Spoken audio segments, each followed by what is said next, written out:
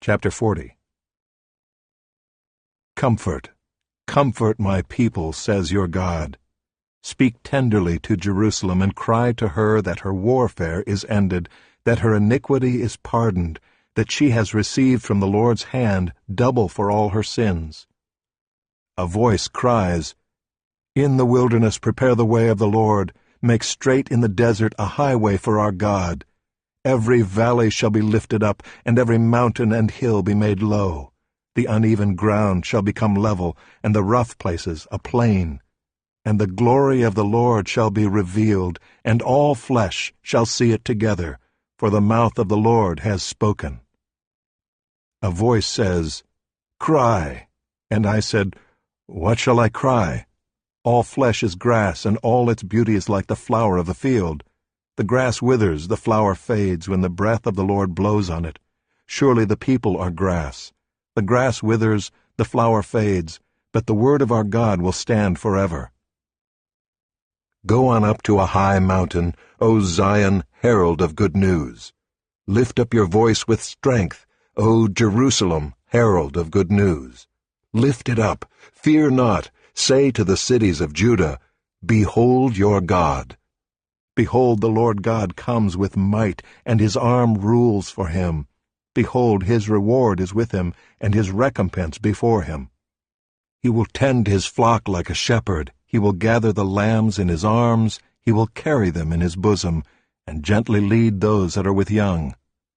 Who has measured the waters in the hollow of his hand, and marked off the heavens with a span, enclosed the dust of the earth in a measure, and weighed the mountains in scales and the hills in a balance?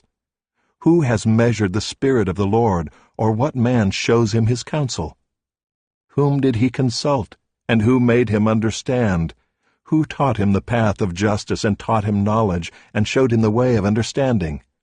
Behold, the nations are like a drop from a bucket, and are accounted as the dust on the scales.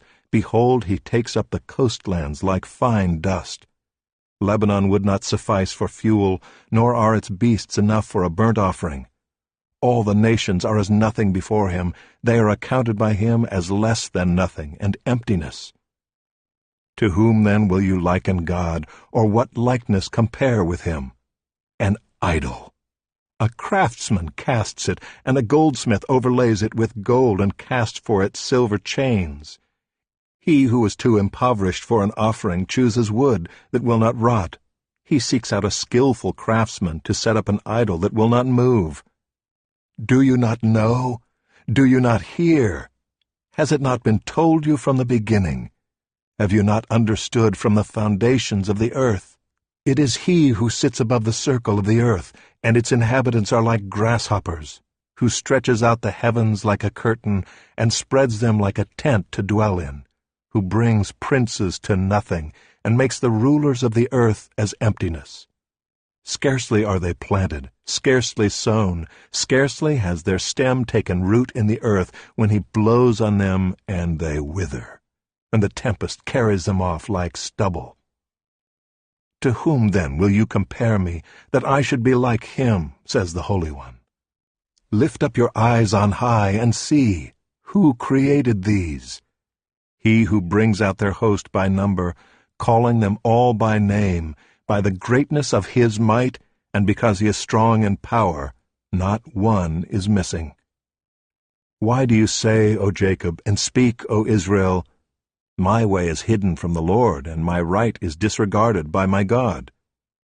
Have you not known? Have you not heard? The Lord is the everlasting God, the Creator of the ends of the earth. He does not faint or grow weary. His understanding is unsearchable. He gives power to the faint, and to him who has no might he increases strength. Even youths shall faint and be weary, and young men shall fall exhausted. But they who wait for the Lord shall renew their strength. They shall mount up with wings like eagles. They shall run and not be weary. They shall walk and not faint.